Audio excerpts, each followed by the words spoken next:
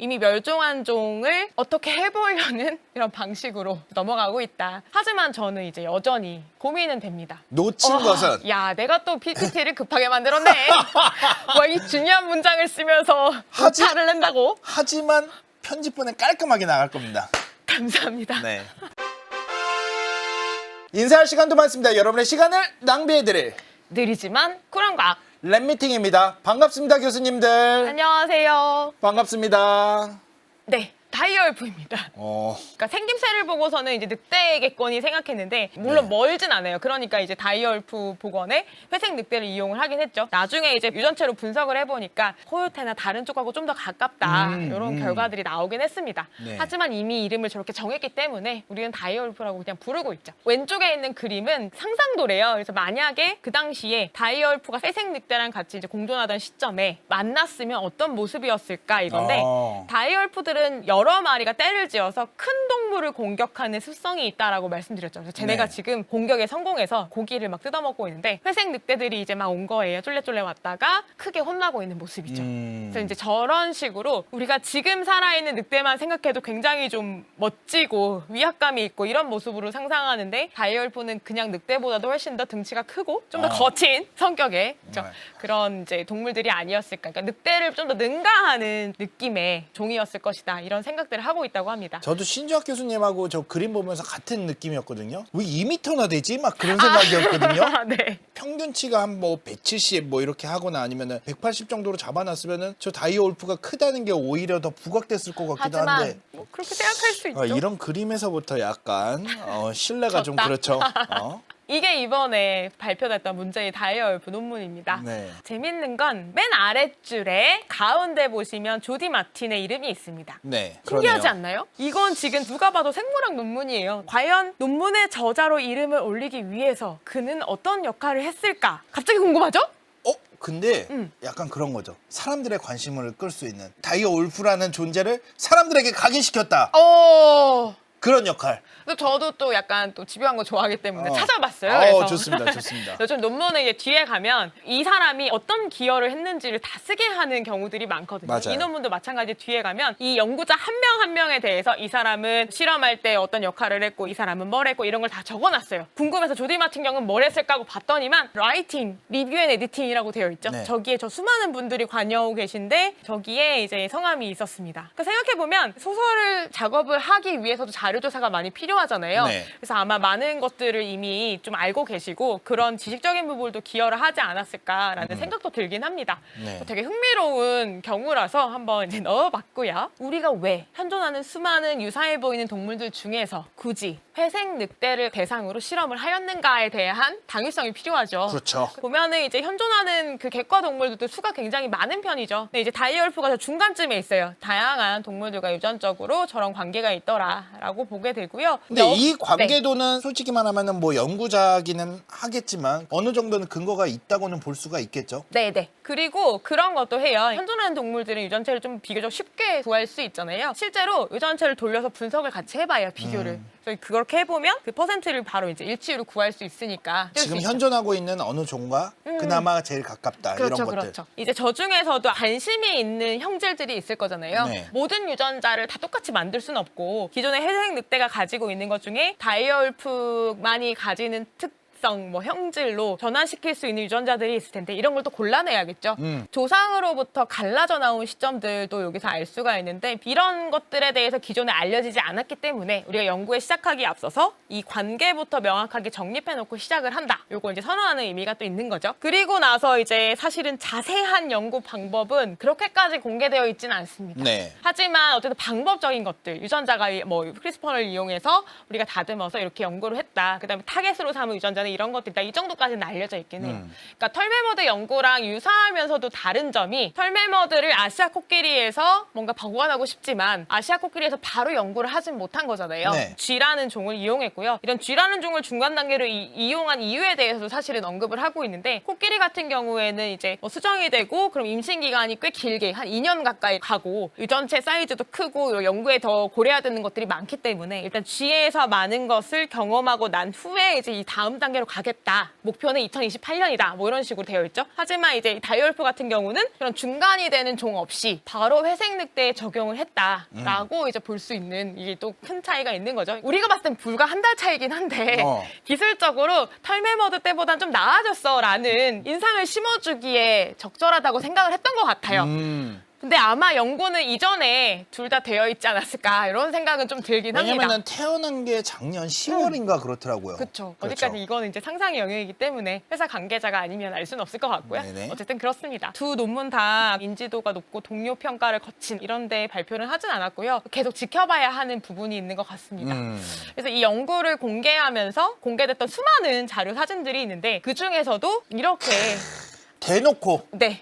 왕자의 게임과의 관련성을 계속 부각을 시키고 있죠. 왜냐하면은 그래야 사람들이 관심을 갖거든요. 회사가 저거 하나뿐인가라는 질문 주셨는데 저도 그게 궁금했어요. 왜냐면 이런 거 하나만 붙잡고 있기에는 당장의 수익이 나지 않을 거잖아요. 투자는 많이 받지만. 근데 봤더니 이제 작은 회사 두 개를 최근에 분사를 했더라고요. 근데 이제 하나는 이것도 이제 유전자 편집 기술이 기저가 되긴 한 건데 쓰레기를 분해하는 미생물을 연구하는 회사가 하나 있고 또 하나는 이제 인공자궁을 연구하는 인공자궁? 네, 회사가 있는데 인공자궁 연구도 사실 이거랑도 관련이 있기는 한 게 지금의 방식은 뭐 쥐도 마찬가지고 지금 회색 늑대도 마찬가지고 거의 대리모를 이용하는 방식이잖아요. 그렇죠. 그러니까 배아를 편집해서 대리모의 몸에서 이제 결국 출산하게 하는 건데 그게 또 윤리적인 논란이 계속 따라갈 수밖에 없죠. 맞아요. 이 다이얼프 같은 경우도 대리모들이 있는데 처음에 이제 출산을 하고 나서 대리모들에게 돌보게 했대요. 네. 돌보게 했더니만 너무 이제 안 떨어지려고 하고 대리모들은 이제 거의 개인데 이 친구들은 개의 습성을 가지면 안 되잖아요. 그렇죠. 그러니까 이제 연구원들이 어느 시점이 지난 이후로는 떨어뜨려서 연구원들이 직접 돌보는 걸로 변경을 했다고 하고 지금은 굉장히 넓은 부지를 마련해서 거기에 뛰어노는 방식으로 키우고 있다고 합니다. 여러 개의 유전자를 동시에 이제 다룰 수 있는 기술을 우리가 갖게 되었다. 이거에 사실은 저건 좀 더 의미가 있는 것 같아요. 네. 일단 기술적으로 별 문제 없이 잘하고는 있으니까 유전자가 편집된 종이 그렇죠. 그렇죠. 그것만으로도 어느 정도 성과는 있었다. 그렇게 볼 수는 있는 거죠. 동물 복제에 관해서 인간이 계속 도전을 해오고 있었던 것도 맞고 물론 실제로 성공도 했지만 이제는 기존 종을 그대로 복제하는 걸에서 더 나아가서 이미 멸종한 종을 어떻게 해보려는 이런 방식으로 넘어가고 있다. 하지만 저는 이제 여전히 고민은 됩니다. 놓친 것은 야, 내가 또 PPT를 급하게 만들었네. 뭐 이 중요한 문장을 쓰면서 하지- 오타를 낸다고? 하지만 편집본에 깔끔하게 나갈 겁니다. 감사합니다. 네.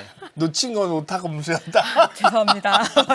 저는 사실 학창 시절부터 되게 궁금했던 게 품종의 개념을 중간에 잠깐 배워요. 그러니까 종은 보통 생물학적으로 배우는 종이 있는데 그거 외에도 인간이 인위적으로 정한 분류 기준이 있다라고 네. 하면서 예를 들어 뭐 육종을 하거나 이런 식으로 뭐- 뭐 이런 종의 개념이 나오죠. 이 종의 개념이 대체 저렇게 막 정해도 되는 건가? 이런 의아한 질문이 하나 들었고 맞아요. 두 번째는 종을 보존하는데 되게 최선을 다해야 된다. 그렇죠. 특히 어떤 종들은 되게 멸종 위기이기 때문에 우선적으로 보호해야 한다. 막 이런 말들이 너무 당연하게 나와요. 뭐 저도 네네네. 가르치긴 하고요. 근데 가만히 생각해 보면 약간 회의적일 수는 있는데 그것마저도 역시 인간이 정한 게 아닌가라는 생각이 드는 거예요. 네. 물론 멸종이라는 게 사냥을 막 하고 이러면 당연히 마음이 아프고 윤리적으로 문제가 있는 건 맞지. 근데 그게 아니라 자연적으로 멸종한 종들일 수도 있단 말이에요. 왜냐면 우리는 이 복잡한 생태계를 단순하게만 바라볼 수는 없다는 거예요. 조금 더 급진적일 수 있는데 사냥 같은 거 제외하고 생존 활동을 하다가 어떤 종이 멸종이 됐다. 그러면 물론 도덕적으로는 되게 미안하고 그건 맞는데 그렇다고 해서 우리가 이거를 어떤 종은 그래서 더 보존을 해주고 막 살려줘야 되고 어떤 거는 우리가 모르는 사이에 계속 멸종되어 가는데 그럼 그런 것들은 그러면 뭐지? 그러니까. 그러니까 너무 다 인간 위주로 모든 것들이 정해지는 게 아닌가 이런 생각을 철없던 10대 때 잠깐 했었거든요. 야. 근데 네. 그러면서 이제 잊고 있었는데 요즘에 계속 생물학계에서 논란이 되는 게 종에 대한 개념이에요. 네. 사실 생물학적으로 종이란 무엇인가라고 하면 생식적 격리를 가장 얘기를 하거든요. 두 개체가 교배를 해서 자손을 낳았어. 낳은 자손이 자손을 생산할 능력이 있느냐 없느냐. 만약에 두 개체가 교배해서 낳은 자손이 다시 자손을 낳을 수 있어. 그러면은 부모는 같은 종인 거예요. 근데 그 자손이 생식 능력이 없어. 그럼 그 부모는 서로 다른 종인 거죠. 노새 뭐 라이거, 지동크 아세요? 지동크가 뭐예요?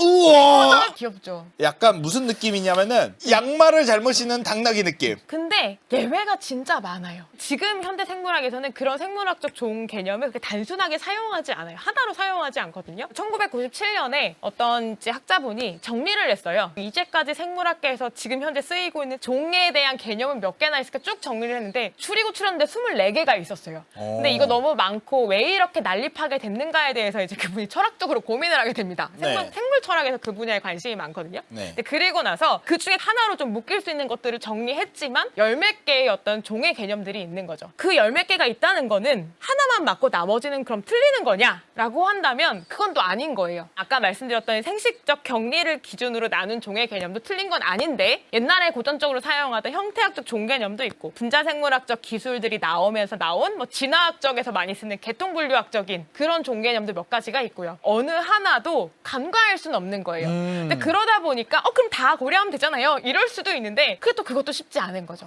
왜냐하면 종의 개념을 어떤 걸로 쓰느냐에 따라서 생각보다 그거에 의해서 좌지우지되는 게 많아져요. 그렇겠네요. 이를테면 멸종위기종을 이제 걸러야 하는 그 단체라고 생각을 해볼게요.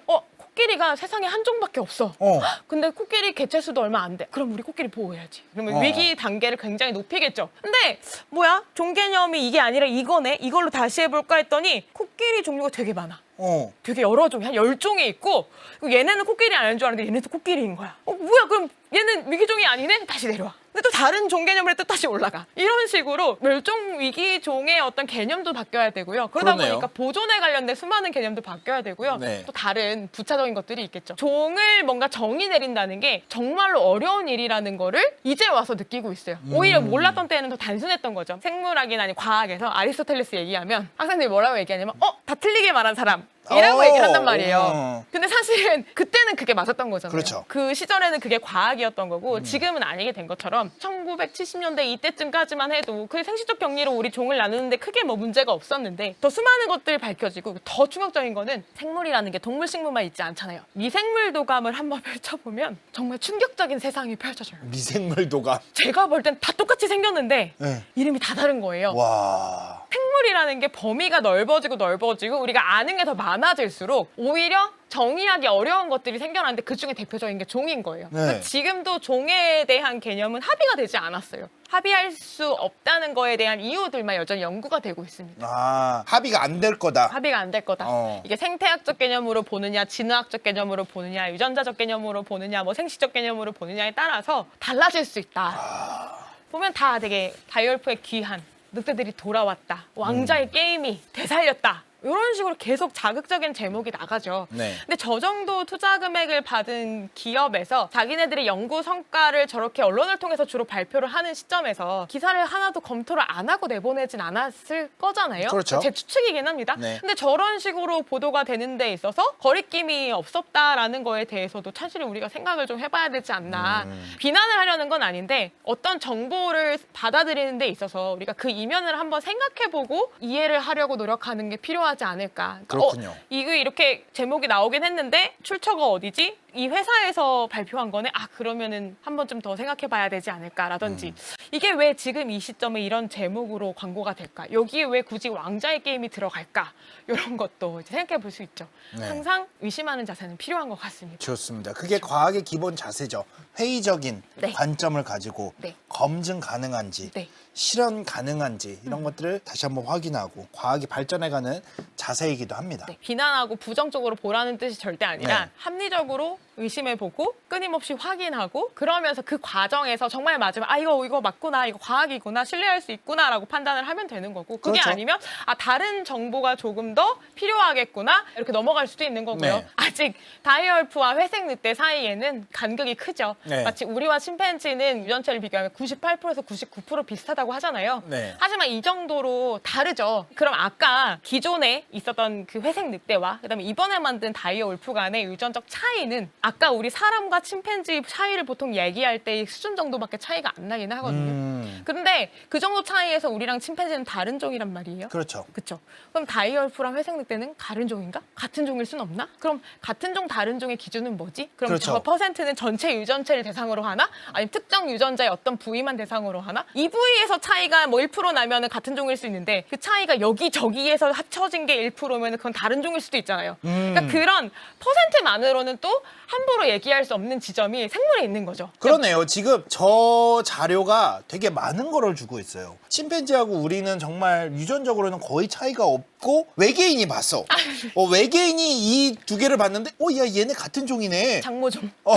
장모종, 단모종 이렇게 해가지고 같은 걸로 분류를 할 수도 있죠. 하지만 우리가 느끼기에는 아예 다르단 말이에요. 네. 그 수치만 가지고 얘네가 같은 종인지 다른 종인지 아니면 또 다른 건지는 이제 생각할 수 없다. 즉 우리는 아직 더 많은 정보가 필요하다라는 이런 생각도 한번 해봤으면 좋겠다. 너무 좋네요. 훌륭하다. 역시 선생님. 아닙니다. 역시 선생님. 그러니까 이 연구들은 굉장히 이슈가 되고 조명을 받았잖아요. 이게 나쁜 것만은 아니라고 생각해요. 사람들이 더 많이 이 분야에 관심을 갖게 하는 거는 그것만으로도 저는 가치가 있다고 생각을 그렇죠. 해요. 많은 사람이 관심을 가지고 계속 팔로우업을 해야 뭔가 윤리적으로 혹시 문제가 되는 행동을 하는 건 아닌지, 좋은 연구들을 하고 있고 인류를 위해 가고 있는 게 맞는지 이런 거에 대해서 우리가 끊임없이 살펴볼 수 있잖아요. 네. 그거에 대해서 저는 굉장히 가치가 있는 연구라고 생각을 하긴 하고요. 하지만 그 이면에 그걸 보고 있는 우리들은 좀 다양한 것들에 대해서 고민을 해봤으면 좋겠습니다. 인간이라는 게 대체 뭔데? 우리도 그냥 생태계에서는 한 종에 불과한데 신경계가 좀 더 발달하고 지적 능력이 있다고 해서 말을 할 수 있고 뭐 손을 쓸 수 있다고 해서 이런 것까지 해도 되는 게 맞나? 복제를 할 수 있는 능력이 있고 유전자를 조작할 수 있는 기술이 있긴 하지만 꼭 이것까지 해야 되나? 이런 생각도 사실 해볼 수 있죠. 저는 적어도 이번 다이어울프에 대한 콜로설의 연구가 초파님을 통해서 우리가 이런 생각을 해볼 수 있는 지점을 만들어준 또는 계기를 만들어준 그런 연구가 아니었나. 정말 우리가 생각해봐야 될 지점들도 많고 종이란 게 무엇인지 이런 식으로 무언가를 조작을 하거나 이런 것들이 과연 옳은 일인가 라는 생각도 해볼 수 있는 거죠. 이거 되게 제가 아끼는 사진인데요. 일단 이 두 분은 부부십니다. 유명한 이제 진화학자시고요. 로즈마리 그랜트와 이제 피터 그랜트 박사님이시고 네.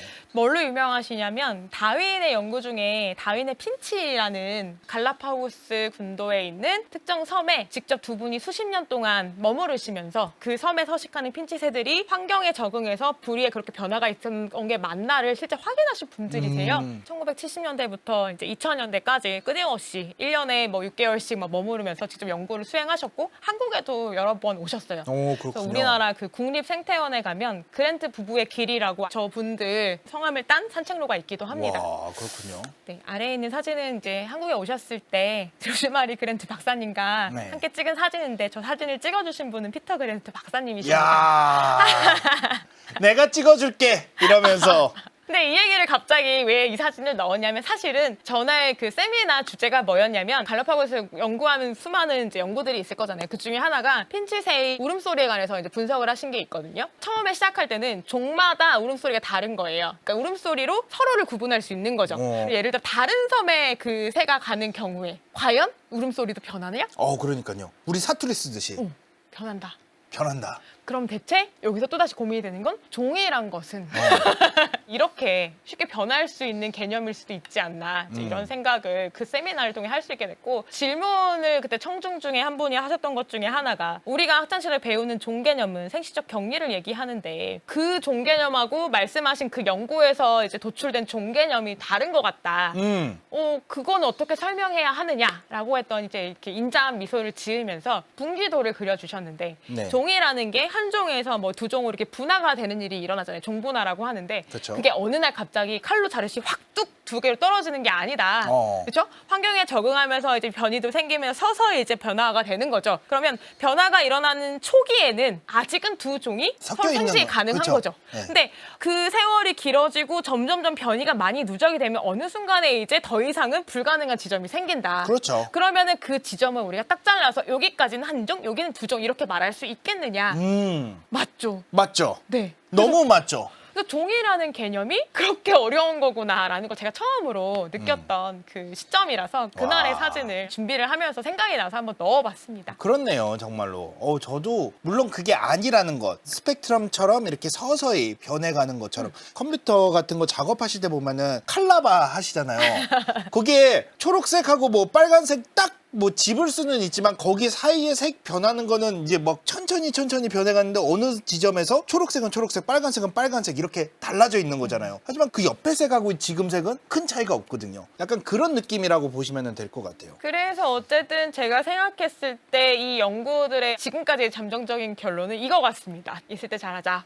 뭐죠? 이렇게 멸종한 거 굳이 다시 살리거나 이런 데 소모하지 말고 지금 멸종 위기에 몰려져 있는 현생하는 종들부터 우리가 잘 보호를 해보자 이런 생각이 들어서요. 그 막대한 투자금을 가지고 사실 과거에 그 털메머드나 다이얼프 복원하는 데 쏟아붓는 것보다 그렇죠. 오히려 이제 현재 생태계를 보존하는 데 좀 더 투자를 하는 게 좋지 않을까? 이런 생각도 들고요. 네. 실제로 이 회사도 이제 그런 쪽으로도 투자를 하고 있는 것 같기는 해요. 맞아요. 네. 여러 가지 목표 중에 하나가 이거예요. 이거기는 해요. 기능적 복원을 통해서 어쨌든 건강한 생태계를 추구하는 방향 자체는 맞는 것 같은데 이제 그 과정에서 다양한 생각을 좀 우리가 같이 해보면 좋겠다. 원래 머리가 많을수록 좋지 않겠습니까? 그럼요.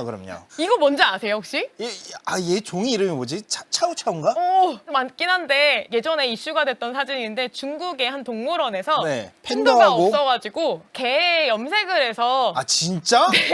이렇게 해가지고 팬더 우리 안에 넣어놨대요. 아 정말? 그리고 관람객들한테는 팬더라고 소개를 했다고 하는데 와. 이게 저도 믿기지 않지만 이게 네. 뉴스에 기사화가 돼가지고 저도 알았거든요. 아 근데 진짜 한마디로 믿겠냐? 당연히 뭐 바로 들통이 나서 이제 문제가 돼가지고 좀 심각한 그 기사로 나왔었는데 근데 이제 생각해보면 결국 개라는 본질은 변하지 않았는데 염색을 해서 팬더인 것처럼 마치 다른 종인 것처럼 이렇게 하는 방식이 좀 가벼운 방식이긴 하지만 어쨌든 유전자를 일부를 좀 건드려서 마치 다른 종을 만든 것처럼 하는 거랑 유사한 것은 아닐까 사실 그쵸. 이런 생각도 들긴 합니다. 사실 오늘 얘기했던 다이어 울프의 그 사건이 어떻게 보면 이런 개념하고 되게 비슷하거든요. 지금 이거하고 지금 태어난 애들 그 애들을 보고 우와 다이어 울프다 멸종된 다이어 울프가 복원됐다고 하는 게 마치 동물원 팬다우리의 강아지가 염색을 하고 있는 모습을 보는 것과 비슷한 상황이 아닐까. 맞습니다. 미국에서도 사실은 이제 생물학자들도 유전학자들도 많은 비판의 목소리를 내고 있기는 한데 다이얼프 복원 연구 발표하면서 가만히 생각해 보면 세 마리 개체가 전부 다 하얀색 털을 가지고 있잖아요. 그렇죠. 그것도 왕자의 게임 때문에 노린 거라면 이 사람들 정말 너무하다라는 식의 발언도 이제 미국에서 있었더라고요. 그렇죠. 정말 진정으로 우리가 이제 다이어 울프 자체에 초점을 맞췄으면 굳이 하얀색일 필요까지는 없었을 텐데 그렇죠. 이슈를 더 만들기 위해서 털 색깔까지 하얀색으로 맞춘 거 아니냐 이제 이런 식으로 비판하는 목소리가 있긴 있었습니다. 네. 근데 제가 보기에는 콜로설 같은 경우에는 적어도 이목을 끄는 데는 성공을 했고요. 맞습니다. 타임지도 표지를 어쨌든 나온 거잖아요.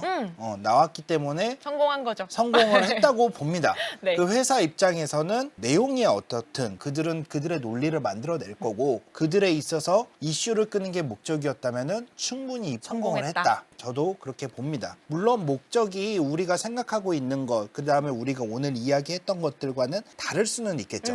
목적은 정확하게 모르니까 분명히 다를 수는 있지만서도 이번 이슈를 통해서 되짚어볼 일들, 그 다음에 생각해볼 지점들은 오늘 초파님이 말씀해주신 것처럼 생각해볼 기회는 있었다. 그런 점으로 오히려 우리한테는 또 더 좋게 해석하는 거죠. 그렇죠, 그렇죠. 그래서 관심을 가지고 잘 지켜보는 게 필요한 것 같다. 네. 어그로 장인이에요. 배울 건 배워야죠. 그럼요. 어그로를 이렇게 끌어야 된다.